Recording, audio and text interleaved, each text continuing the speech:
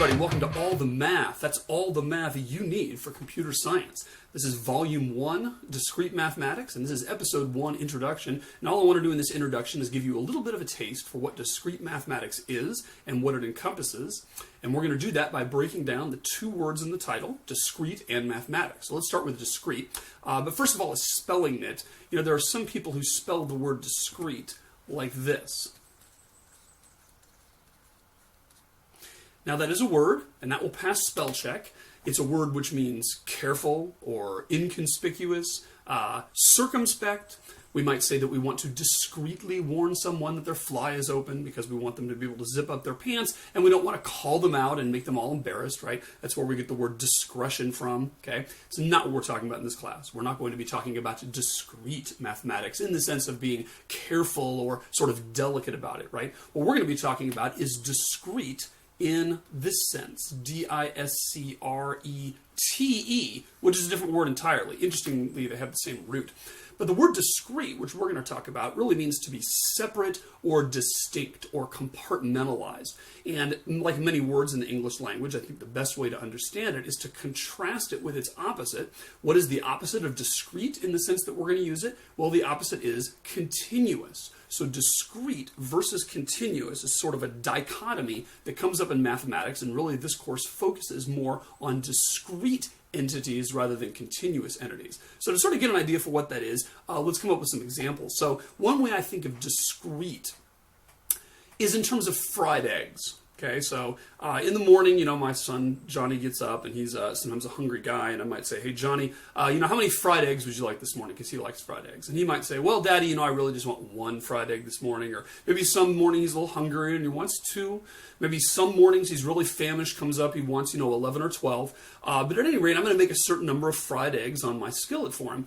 What Johnny's never going to ask for, though, is 2.5 fried eggs. He's never going to be able to say, hey, Daddy, can I have 3.24 fried eggs this morning? Because I can't make that, right? You either get a fourth one or you don't. You can either have 3 fried eggs or I can make you a fourth one. You can either have 2 fried eggs or I can go ahead and give you a third one. But I can't give you half a fried egg because it just doesn't work that way, right? So that's a discrete quantity. By the way, it would make perfect sense for Johnny to say, you know, Daddy, I'm really hungry enough for about 2.5 scrambled eggs this morning. Because scrambled eggs, you see, are a continuous quantity. I could take a dozen eggs, I could break them all, put them in a bowl, stir them up with my whisk, and I could pour them out and you know, cook my eggs.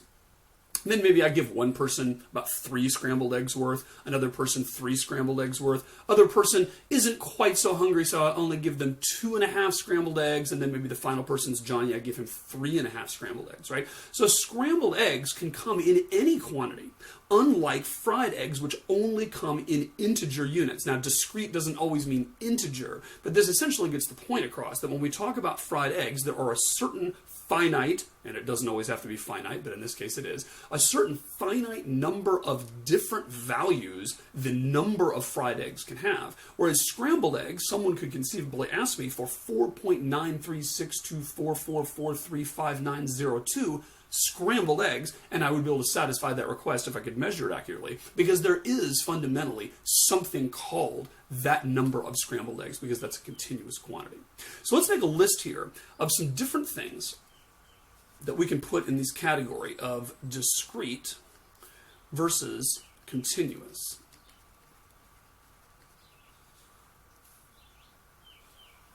So here we're going to say one thing in the discrete category is fried eggs. And over here in the continuous category, we have scrambled eggs. Another common illustration for this would be over here in the discrete category, we might have stair steps. If you're going from one floor of the house to another, we can go up the stairs, or we might take the escalator. Same sort of property here, because stair steps, I can go up 4 steps and then take the 5th and then take the 6th. And if I measure my altitude at any point in time, it's always going to be some even number of stairs. Whereas the escalator is smoothly varying over that entire range. And so I might be 4.396 feet above the bottom floor at any particular time. That's another example of a discrete versus continuous quantity. If you're thinking in terms of programming, those computer scientists of you out there, you might recognize that one data type we use when we store discrete variables is a data type called int, at least in languages like Java and C and C++. There's something called an int. Whereas over here in continuous land, we might use something like a float or perhaps a double. So an int is used to store quantities which have some integer representation, where we are going to store either 5 or 6 or -3, but never -3.2, whereas a double can be any value. Now, it's sort of interesting when you look at the way things are represented in a computer, it's actually not that way, right? Even doubles in a computer are represented in discrete fashion, and that has to do with the fact that the memory size and the way that information is stored on a computer is always stored in a discrete way. And so, you might say, well, what's to stop me from having a program where I say double T equals 4.2993346535522001936? Can't I have any amount of precision that I want? The answer is actually no. Once you get to a certain number of decimal places, the compiler is either going to throw an error, or the compiler will decide to say, any digits you put past this, I'm basically just ignoring because I can't store stuff that precisely. So essentially, the computer fundamentally being a digital computer is something that can only store a finite number of values. But for practical purposes, in terms of the spirit of the thing, we do use a double or a float or data types like that to store continuous quantities, and things that we know have a finite number of values we use in int. So that's another example. Now, if you're more on the math side, you may recognize this symbol. I draw these things a little bit this way. This is a Z that's kind of written in a script type fashion over here, and I'm going to contrast it over here with this R that's written in a script type fashion. In mathematics, they use this symbol to mean the integers, or really what they mean is the set of integers, as we'll discover when we talk about sets, which is going to be one of our upcoming units. But the integers are essentially all the numbers which are whole numbers, negative, positive, and 0. But real numbers is what we use to basically say any number at all on the real line, as long as it's not an imaginary number or a complex number, which is a different thing. But a real number is capable of having a value like 3.292 or pi or e or some number which actually doesn't have an integer representation or possibly not even a rational representation. So that's another discrete versus continuous comparison. If you look at the world of electronics, of course, this is a word that comes up a lot in our world. Everything's going digital, right? What's the opposite of that? Well, the opposite is really analog. And you may be used to thinking of this in terms of a clock, like a digital clock versus an analog clock. And a digital clock is one that has actual digits on it that, click second by second, and you can kind of read it off just like that. Whereas an analog clock has hands. And those hands sometimes click, click, click like a second hand, but you've also probably seen clocks where the second hand just smoothly goes around. And certainly the minute hand and the hour hand are going to smoothly move around. That's an analog clock as opposed to a digital clock. In general, what these words mean is the information held as a continuous quantity or as a discrete quantity? If it's an analog quantity, it might be something like, well, we're going to measure a waveform, which is essentially nothing more than a sound. Maybe someone's singing or playing an instrument, and we want to record them on a cassette tape. What we're doing is we're recording a continuous quantity in that case. We're going to be, recording a magnetic signal, and that signal is going to basically be going up and down exactly in tandem with the way that the air currents are moving back and forth because of the vibrations of their voice or the vibrations of their instrument. And we're going to be recording that exact sound wave in all its detail, and maybe it looks something like this. And when we play that back, it sounds like, an opera, or it sounds like Led Zeppelin or whatever. Well, in the digital world, what we do is we say, let's take that very same waveform, but let's actually sample it at different points.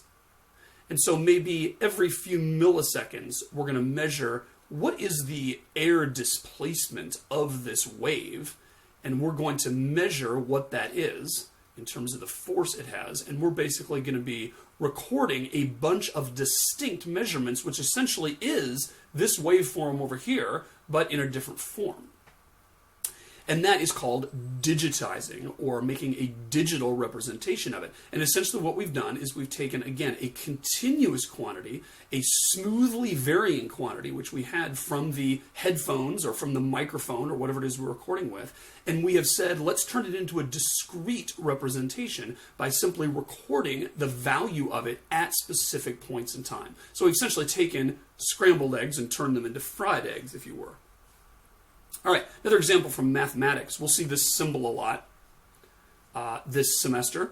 This is sort of a scary-looking Greek letter. It's a capital sigma, and you may have seen this before. It's a sum sign, so we'll see things like, what is the sum as, I goes from 1 to n of, I squared or something like that, right? This sum is a way of saying, let's just add up all the elements. If you haven't seen that before, don't worry about it. I just want to kind of draw the connection between that and something you may have seen in calculus, which is this symbol.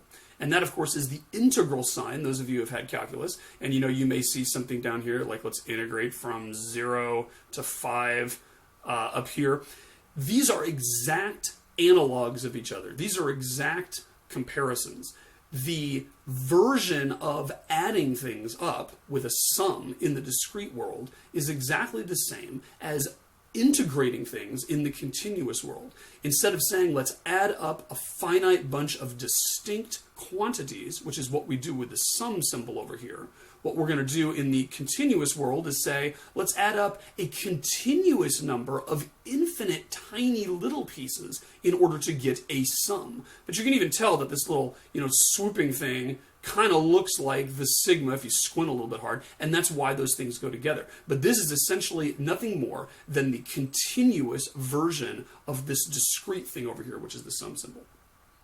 One more example, those of you who are into science, you've probably heard this word a lot floating around our culture, the word quantum or quanta, and you've probably heard of quantum mechanics. And one thing that was discovered that really shattered a lot of people's view of the universe, pretty much everyone's view of the universe 100 years or so ago, was that it was discovered that certain things, particularly energy, come in so-called quanta. And what that means is that you can have, a material body that has a certain heat or something like that, has a certain amount of energy. And you might say, well, I can measure how much energy this light bulb is giving off, every second. And you might think that you could have any amount of energy you want. You might think, well, I could have a really, really bright light bulb, or I could have a not so bright light bulb, or I could have one a little bit brighter than that, or I could have one less bright than that.